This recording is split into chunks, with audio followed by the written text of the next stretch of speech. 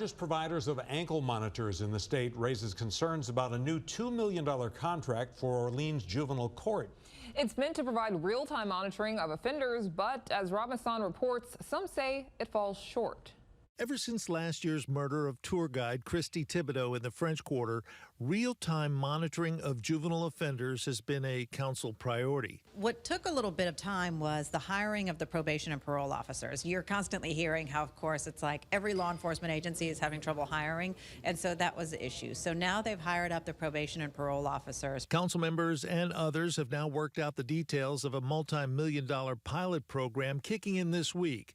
They've hired 14 officers under the State Department of Probation and Parole, who will begin a real-time monitoring program in coordination with the State Office of Juvenile Justice. Families of victims can rest assured that any child that would be placed on that monitor will be placed on a real-time monitor. But Matt Dennis with ASAP Release, which provides more than 400 real-time monitors to Orleans defendants, says the contract falls short in a number of areas, including the type of monitors to be used and the way violators will be punished. Nowhere in the contract do we talk about victims or what happens if a victim is violated. Nowhere in the contract do we talk about strap tampers or dead batteries. Matt Dennis says local law enforcement has been down this road before and failed.